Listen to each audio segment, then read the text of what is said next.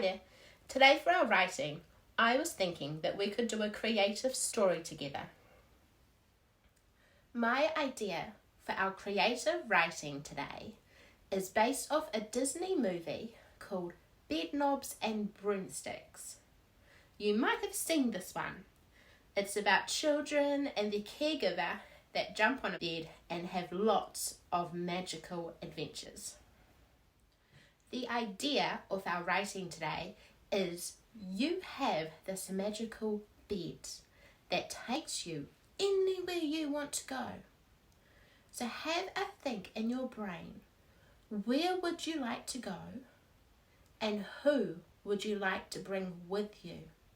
Do you want to go to Legoland, Candyland, Disneyland, a Princess Land, Dinosaur Land, under the ocean, a world that's made of cotton candies or jelly beans, Minecraft Land, everything's based on Minecraft.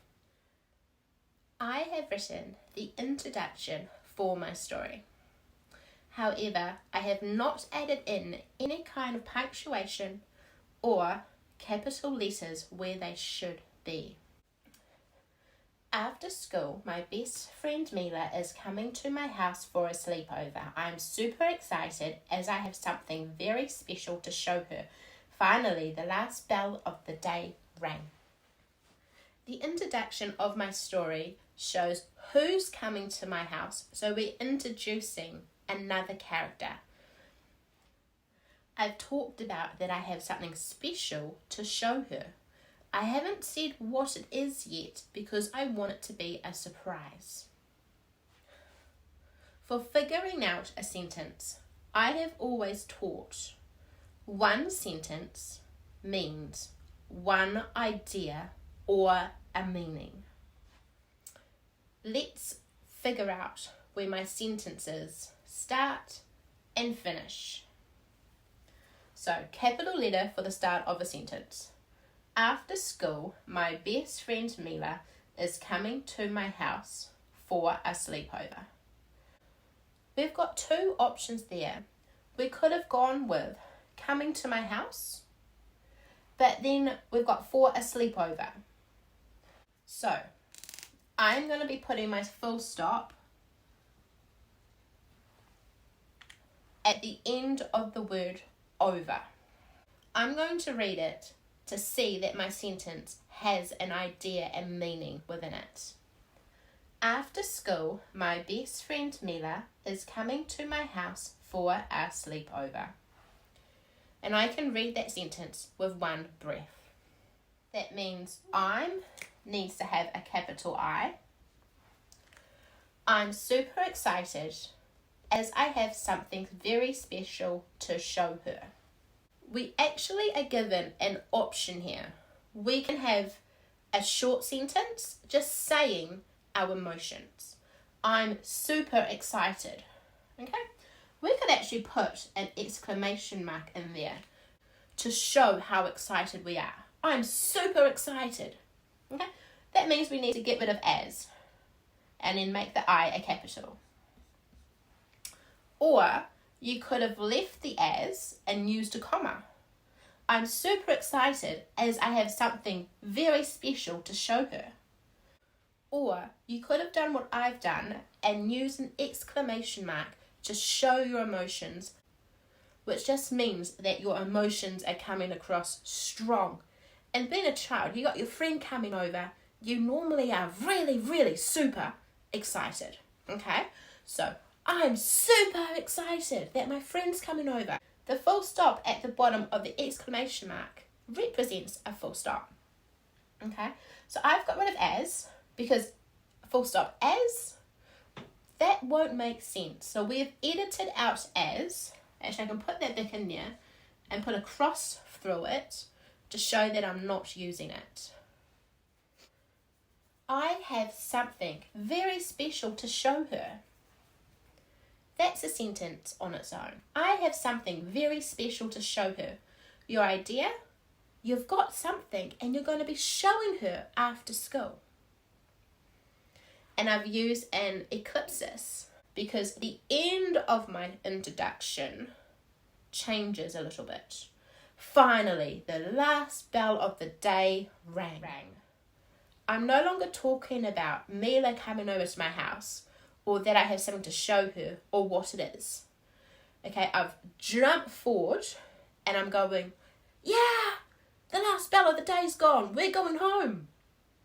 Okay, that is why I have used an eclipsis. We are jumping forward in time. So, I have something very special to show her. Capital F. Finally, the last bell of the day rang. You can use an exclamation mark there as your full stop because it's strong. Finally, the last bell of the day rang. You can even put a comma after the word finally to make finally sound strong and important. Finally, the last bell of the day rang. But you don't have to have a comma there. It depends if you want to make that word stronger or not so strong. I want to be strong. So finally, yeah, let's go home. So finally, take a breath. The last bell of the day rang. I'm going to read my story now using punctuation to ensure that it makes sense. After school, my best friend Mila is coming to my house for a sleepover. I'm super excited. I have something very special to show her. Finally, the last bell of the day rang. To me, that sounds pretty good. Have a look at two books, one book from this author, this book from another author. Have a look where they put their commas and their full stops. They will be different. No writer is going to put full stops and commas in the same place. The writer of a book will use full stops and commas for what they want to make meaningful within their writing. Another person might read their book and be like, ugh, why did you put a full stop there? But for the writer, it makes sense. Okay? So as long as you read your story and you have your idea in it, followed by a full stop, then it's great writing. One sentence, one idea. And quite often you can use commas to extend your sentence. The next part of my story is me arriving at home and what happens after school. Once we were home, we changed out of our school uniforms. Mum made us a delicious fruit platter with strawberries, apples and bananas, along with chocolate dipping sauce. Now we need to read our story and see where we're going to put the full stops, commas and capital letters. So, once, capital O because it's the start of a sentence. Once we were home, we changed. Once we were home, it tells us something. I'm going to put a comma there. Once we were home, we changed out of our school uniforms. Mum made us. Okay, we've changed there. Mum's made us something after our uniforms. So that means I'm going to put a full stop after the word uniforms because the next sentence changes to something different. Let's read that sentence together to make sure it makes sense. Once we were home, we changed out of our school uniforms. That's our idea. We've gone home and we've got changed. Okay? Capital M for Mum. Mum made us a delicious fruit platter. We could put a comma after the word platter because Mum made us a delicious fruit platter. However, if you keep reading further on with strawberries, apples and bananas, after listing a group of objects, you usually put a comma after each one. So if we can hold our breath and just read a little bit longer, then we've got our break with our objects, which is our fruit. Mum made us a delicious fruit platter with strawberries, apples and bananas, along with chocolate dipping sauce. I have added in the commas. We need to read it again so it makes sense. When you are writing, you do need to read your story 3, 4, 5 times to ensure it makes sense. Okay. Mum made us a delicious fruit platter with strawberries, apples, and bananas, along with chocolate dipping sauce. That's quite a long sentence. However, it hasn't got many ideas. It's just saying, Mum's made us a fruit platter with these types of fruit and we've got chocolate dipping sauce. It's still one idea. I could add in what kind of chocolate dipping sauce, like milk chocolate, white chocolate. I actually really like white chocolate. So I can put a little arrow down here to say we're going to add in the word white. Let's read the whole paragraph just to make sure it does make sense. Once we were home, we changed out of our school uniforms. Mum made us a delicious fruit platter with strawberries, apples, and bananas, along with white chocolate dipping sauce. I think that sounds pretty good. I've written the next part of our story, which is going to be my last that I do with you, but I'm going to tell you where you can carry on. I'm just going to read it to you, and then I'm going to tell you, like before, where I'm going to put my full stops, my commas, and explaining to you why. Afterward, got a mistake there already.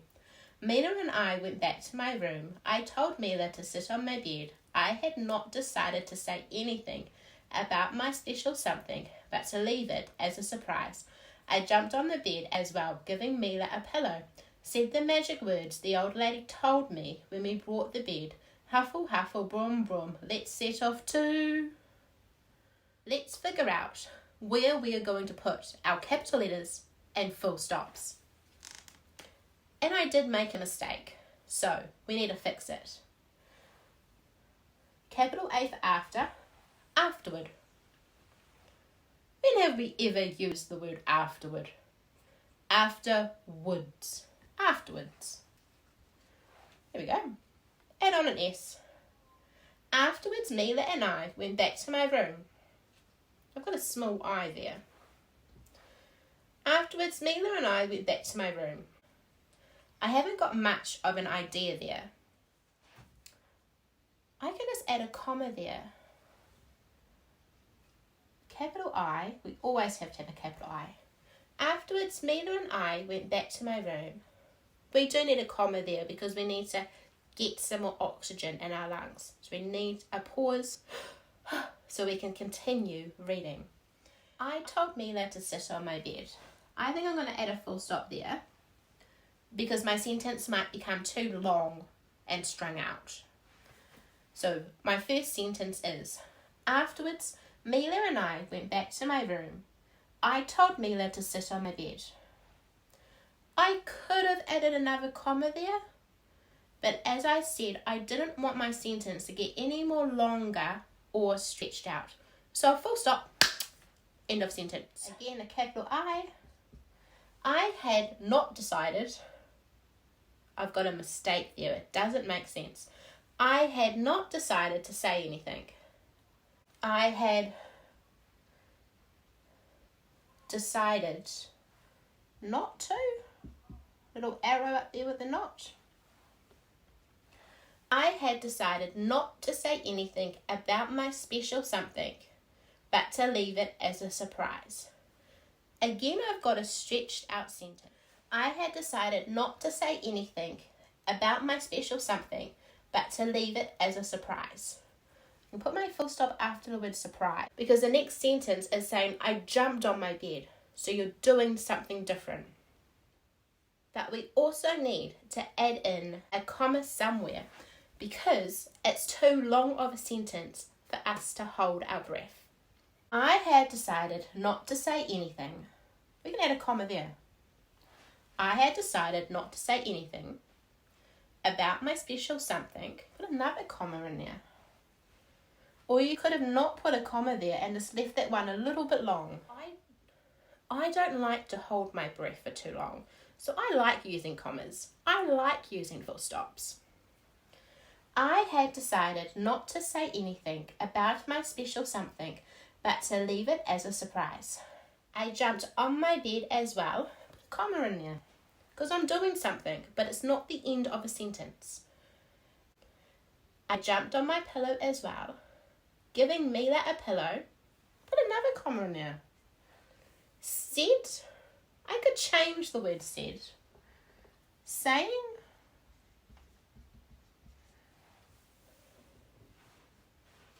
I jumped on my bed as well, giving Mila a pillow. No, see, I'm going to remove my comma because changing the word from said to saying alters the sentence. I jumped on my bed as well, giving Mila a pillow, saying the magic words. The old lady told us. Well, you can put a comma after there. Saying the magic words. The old lady told me when we brought the bed. So full stop there. And because we're using the words the lady said, speech marks. Huffle. Notice my Harry Potter there. Huffle. Huffle. Broom, broom. I'm making these all have capital letters because they're magic words for instructions. And I've got a throwback Huffle to Harry Potter. Broom, broom. That's a throwback to the original Disney movie, the title. Okay? Huffle, huffle, broom, broom. Or broom. Broom, broom, broom, broom. Huffle, huffle, broom, broom. Let's set off to... First, before I let you go to start writing your story, we need to read it just so it does make sense, because I haven't done it. And it might not be correct. Afterwards, Mila and I went back to my room. I told Mila to sit on my bed. I had decided not to say anything about my special something, but to leave it as a surprise. I jumped on my bed as well, giving Mila a pillow, saying the magic words the old lady told me when we brought the bed. Huffle, huffle, broom, broom, let's set off to... There are many other ways to use full stops and commas. Another person could have added full stops and commas in this story completely different to what I have done. For example, I didn't need to put a comma here, but I have because I don't like long sentences. Okay, I jumped on my bed as well, giving Mila a pillow, saying the magic words the old lady told me. You don't have to have all those commas. I jumped on my bed as well, giving Mila a pillow. You could have got rid of that comma there and had one here, saying the magic words the old lady told me when we brought the bed. That's just a way to show you different ways we can use full stops and commas. As I said before, you read one book from this author, another book from this author, and they will use full stops and commas completely differently. There's no right or wrong way to use commas. I just go by what makes sense, and I like to include an idea, meaning one sentence has a good idea in it. Where to now with your writing? You've got your friend over, you've had a snack, so you've got full tummies. You are now on your bed and you're setting off on a destination. The next part of your story is going to be about your destination. Where are you going? Where are you going to end up? What's going to happen there? How are you going to get back home? You have so many ideas to write about. Remember your destination: Legoland, Jurassic Park, Candyland, Frozenland. Use your imagination. Be creative. Just have a play with your words. what makes sense. No one is 100% right or wrong on where to put commas or full stops, as long as your sentences make sense. It's also okay to put crosses in your work and write new words above it, because that shows your editing skills. I hope you've had a good time and you're going to write a really great creative story. Remember to subscribe to my channel for new writing ideas and sometimes maths lessons, and to like my video with a great big thumbs up by clicking the button below. Until next time, happy writing. Bye.